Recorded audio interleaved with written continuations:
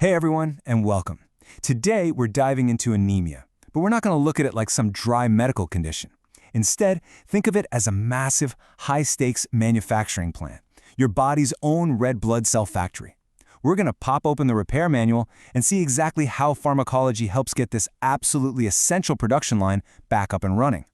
So just think about that for a second. What if the one factory that makes the single most important part for getting oxygen to every cell in your body just starts to break down? I mean, this isn't just a minor supply chain issue. This is a full-blown critical systems failure. And that's really what anemia is. It's a problem of production, supply, or sometimes even sabotage inside this factory. So let's roll out the blueprints and see how this thing is supposed to work. All right, so our factory headquarters, that's in your bone marrow. And the assembly line itself is a process called erythropoiesis. And get this is not a factory that ever gets a day off. We're talking a non-stop, 24/7 operation, churning out billions of new red blood cells every single day. It's incredible. Okay, this breaks down that assembly line perfectly. It all kicks off with this super versatile pluripotent stem cell that then commits to becoming an erythroid progenitor, basically a red blood cell in training. Then, with a nudge from a hormone called EPO, the cell just starts bulking up, packing itself full of hemoglobin. And then comes the coolest part. Right at the end, it literally spits out its own nucleus to make more room for oxygen. How wild is that? Then, it's a mature red blood cell, ready to join the workforce. So why is this production line so completely relentless? Well, it's because the final product has a pretty limited shelf life. Each red blood cell works its tail off for about 120 days, and then it's worn out and gets recycled. This means the factory is to be constantly, and I mean constantly, replacing the workforce. And to do that, you need a flawless supply chain.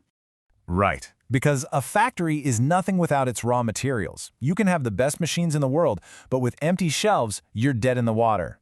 For our red blood cell factory, the whole operation depends on 3 absolutely critical supplies: iron, vitamin B12, and folate. A shortage in any one of these can bring that entire assembly line to a grinding halt. First up, iron. You should think of iron as the steel frame of our final product.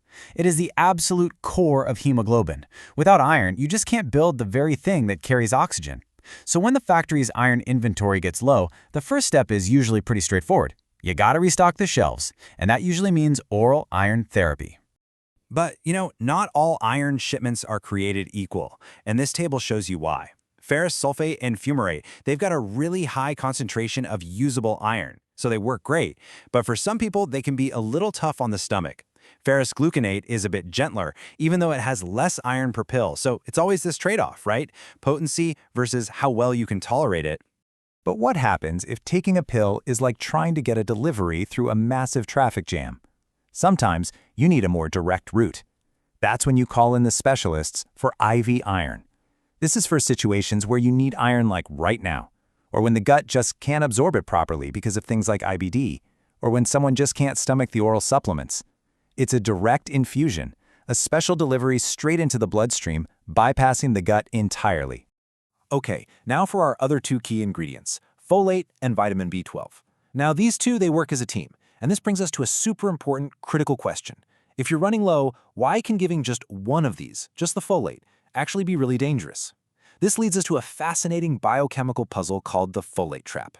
And here's the problem in a nutshell. Folate is absolutely essential for making DNA, which you need for any new cells on the assembly line. But here's the catch.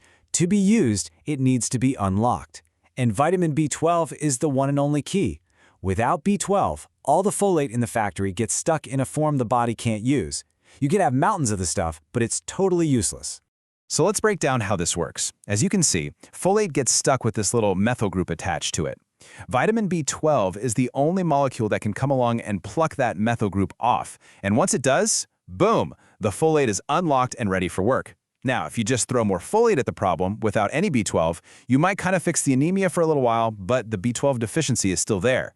And that is bad news because B12 does other critical jobs, like maintaining the protective coating around our nerves, and without it, you can get serious, irreversible nerve damage. Okay, so we've got our raw materials sorted out, but how does the factory know when to ramp up production or when to slow things down? It needs orders, right? It needs a foreman. And in our body, that foreman is a hormone called erythropoietin, or you'll just hear it called EPO. It's the main signal that screams at the bone marrow to get the assembly line moving. Now, sometimes the formin signal gets weak, especially in things like chronic kidney disease where EPO production really drops. When that happens, we've got two main strategies to boost it. First, you've got erythropoiesis-stimulating agents, or ESAs. This is basically like FedExing a lab-made version of the foreman's orders directly to the factory. The other, newer strategy is using HIF-PH inhibitors. Now, these are clever. They basically trick the body into thinking its oxygen levels are low, which in turn makes the body ramp up its own internal EPO production.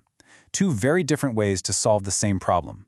But, and this is a big but, boosting that signal isn't risk-free.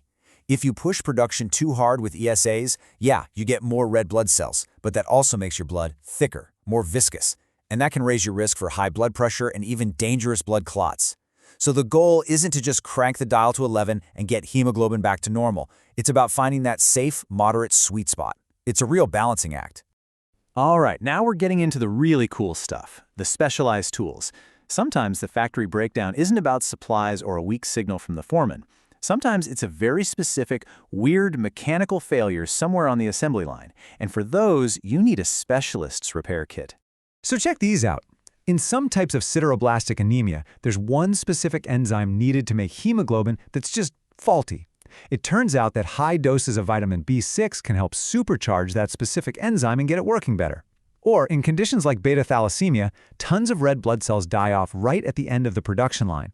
Luspatercept acts like this amazing trap that grabs and removes the signals that are telling those cells to stop, allowing more of them to fully mature and get out the door. These are incredibly precise fixes for very specific problems. So far, everything we've talked about is about fixing the factory itself. But what if the factory is working perfectly? What if the assembly line is humming along, but there's an outside force that's destroying the finished product as soon as it leaves the loading dock? Well, that's what happens in hemolytic anemias. The problem here isn't production, it's sabotage. And these completely changes the game plan. You stop focusing on making more stuff, and instead you focus on providing security. The entire goal shifts from stimulating production to protecting the products you already have. You have to find and remove the destructive trigger, which, a lot of the time, is the body's own immune system gone haywire. The tools for this job are immunosuppressants. You can think of corticosteroids as the general security force. They just kind of dampen the whole immune attack. But then you have something like rituximab, which is more like a special agent. It specifically goes after the B cells that are making the autoantibodies. Those are the little tags that mark red blood cells for destruction. You stop the factory making the tags, you stop the sabotage. Simple as that. So, as we bring all this together, it becomes crystal clear that treating anemia is all about being a good detective. You can't just throw a random tool at the factory and hope it works. No way! You have to be a master mechanic, carefully figuring out the exact fault before you can even think about choosing the right fix. And this slide? This is the ultimate cheat sheet. It is the repair manual in a nutshell. Are you low on a raw material like iron? You use iron supplements. Is your folate trapped? You need both B12 and folate to unlock it. Is the foreman signal weak? You boost it with ESAs or HIF-PH inhibitors. Got a weird glitch in the final assembly? You might need a specialist tool like luspatercept. And if there's outside sabotage, you call in security with corticosteroids or rituximab. It's such a perfect example of precision medicine in action. Which, leaves us with this one last thought. We've gone from just using simple supplements to creating these incredible drugs that can hijack and reprogram our body's own internal communication systems. As we get better and better at fine-tuning these ridiculously complex systems, the future of repairing and maybe even upgrading our body's most essential factory, well, it's just full of amazing possibilities. Thanks so much for joining me in the workshop today.